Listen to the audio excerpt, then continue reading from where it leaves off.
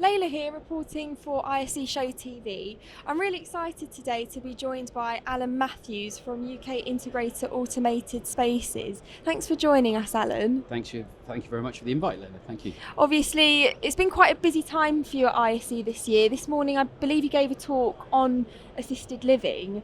So I was just hoping you might be able to give us a kind of personal outline of your journey into that sector, how you was able to move into that part of the market as a custom installer.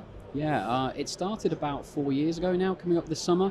It was involved, initially inspired through CEDIA co-sponsoring a report through Policy Connect, which is a government think tank for the All Parliamentary Assistive Technology Committee.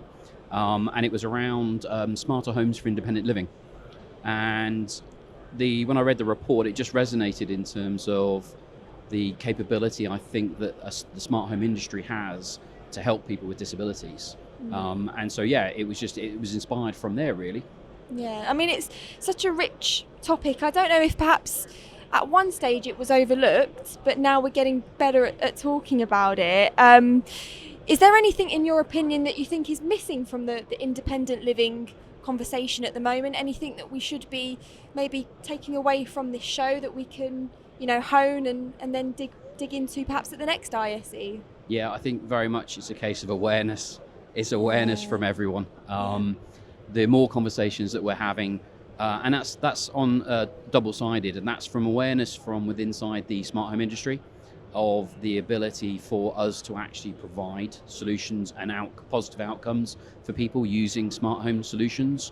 I think not a huge amount of installers have joined the dots together and realized that they have a portfolio of systems that could help people with various different disabilities.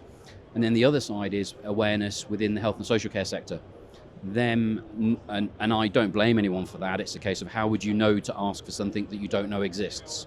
So we just need to be out there more as an industry and as a sector, being able to promote the positive capabilities of our systems and the things that we have that can help people, basically. So I think it's a lack of awareness, but we're working on that. That's the good thing. Yeah, no, and it's I'm really glad you mentioned that, actually, because custom install is such a diverse trade, in both its products and its projects, really. So I guess I'm most interested in that integration between people and communities. Obviously, interoperability is a big thing, big topic of discussion, between products and their environments. But should we be applying that same level of integration to our relationships, not just with each other, but, with quite influential institutions, if we're thinking about UK government, in your case, and education? Yeah, it's key. It's key. Any sort of movement always starts with the sort of the grassroots. I'm sure amongst the smart home community there are many people who are connected in various different ways to people who'd be very influential in helping us move this forward, and it's just making them aware that we're trying to do this initiative. So hopefully things like this helps, and we just ask them to to step forward. No idea is too bizarre. Come to us with ideas. If you've got a friendship, even if it's you play darts in down the pub with some government minister, come and tell us about it. Come and tell us. Of course. Yeah, we want to explore all possible options. But that also goes from not only from government as well, but we're talking to various different departments.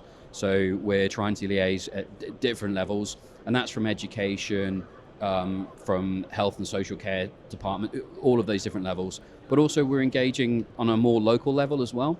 So we're talking to our local councils. We should be doing that as well. They have adult social care teams, children's social services. They have usually home adaptation teams. You could go to your local council and you could talk to these teams tomorrow and talk about the things that we're doing, and they'll be very interested. We've had numerous councils come and visit our facilities and have tours and understand what we're doing, and they're all really intrigued and fascinated and inspired. We just need more help to get that message out there. So I think in terms of, we'd put that plea out to the community of, if you know anybody, come and talk to us, and we can give you the words to use. We can bring you up to speed in terms of, the messaging that we're using. We need all the help we can get. So no, it's key, isn't it? Providing that support, and I guess just fostering that kind of meaningful change at societal level. I really love that, just tracing that connection between scaling adoption of technology and helping communities at the same time. Alan, thank you so much for joining me today. Thank you very much for your time. Thank you.